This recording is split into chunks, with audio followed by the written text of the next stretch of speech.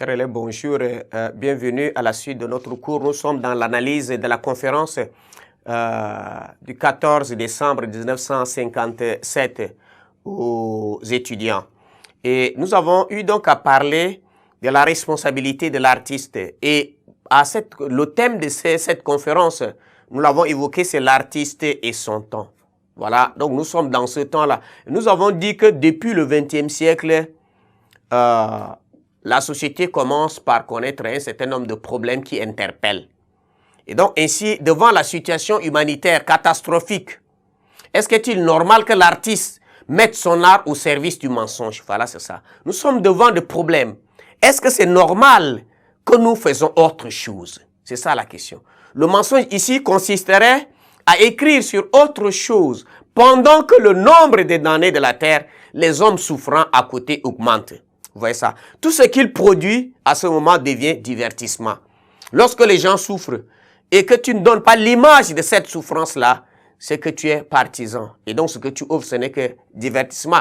C'est pourquoi vous allez voir Henri Makoy va dire à propos, vous êtes complices, aux intellectuels, vous êtes complices par votre inaction à chaque fois que vous regardez ailleurs lorsque vous voyez une injustice. Voilà, les gens sont en train de souffrir et notre action, notre devoir ici, c'est d'être de leur côté, hein, de partager avec cette souffrance, de moins puisque l'intellectuel, pourquoi l'intellectuel a une obligation? Parce que c'est celui-là qui est éveillé, qui a un certain nombre de connaissances et que ces connaissances-là lui permettent donc déjà de valablement défendre les autres.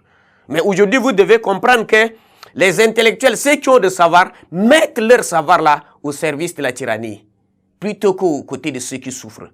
Donc voilà, c'est ça. Mais Césaire va dire non, ma bouche est la bouche de malheur qui n'a point de bouche. M'envoie la liberté de celle qui s'affaisse au cachot du désespoir. Puisque les gens qui sont là dans leur misérable, dans leur misère, dans leur indigence, ils n'ont pas cette force, ils n'ont pas cette opportunité ou cet atout-là pour pouvoir réagir. Et l'intellectuel, celui qui a cette connaissance, il devait déjà défendre cela. Et c'est lui qui devait être la voix de tout cela. Celui qui va rendre audible l'aspiration de ceux-là qui souffrent dans le silence. Mais c'est pas ça. Or, ce qui doit faire l'objet de la production de l'artiste est plutôt la réalité humaine. Voilà, c'est ça. La réalité humaine. Mais pas n'importe quelle réalité. C'est-à-dire la réalité de son temps et de son espace. Nous sommes là à tel moment, à telle époque, dans tel milieu. Et voilà le problème. La réalité de ce moment-là précis qui devait nous interpeller. Donc l'artiste doit donc peindre les réalités universelles vécues par tous. Chacun se reconnaîtra dans sa production, car les rêves changent avec les hommes. Mais la réalité du monde est notre commune patrie. Voilà, c'est ça ce qu'il disait. Et Montaigne va dire, chaque personne porte en lui la forme entière de l'humaine condition. Voilà, c'est donc l'artiste crée une communauté, ou soit il crée une communication universel entre les hommes sans exception. Il essaie de lier les hommes parce qu'il leur offre l'image de la souffrance ou de la joie commune, comme on l'a dit. Et donc, nous sommes dans ce qu'on appelle le réalisme de l'art. Vous voyez ça? Il est dans le réalisme de l'art. Donc, l'artiste doit faire preuve du réalisme. C'est-à-dire qu'il ne s'agit pas d'un réalisme au service de la propagande, comme chez les politiciens qui ont tendance à projeter une cité parfaite dans l'avenir pendant que la cité présente ne l'est pas. Donc l'art devient un objet de consolation. Voilà, c'est ça. Et donc cela met en mal son vrai but et son efficacité.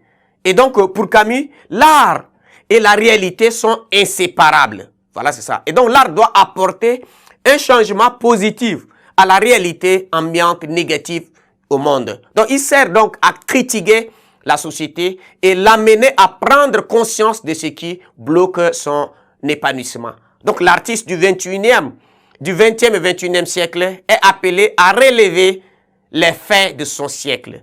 Mais il a à ne pas s'y soumettre sans être juge. Il essaie de le comprendre. Voilà, c'est ça. Donc, c'est en partageant le sort de tous qu'il affirme son existence. Et donc, il plaide sans détour l'amour du prochain. Voilà, c'est ça. Et donc, en définitive, la liberté de l'art ne se donne pas, mais elle s'arrache. Il revient à l'artiste malgré la tyrannie, les dictatures de faire éclater la vérité au grand jour. Car André Gide le dit si bien, l'art vit de contraintes et meurt de liberté. Et donc la Renaissance aujourd'hui dépend du courage et de la volonté de clairvoyance de l'artiste. C'est à lui de pérenniser la force d'émancipation que constitue l'art et rendre admirable et riche la face humaine. On dit toute grandeur a sa racine dans le risque. Et l'artiste est mieux placé pour le comprendre. Chers élèves, merci de votre attention.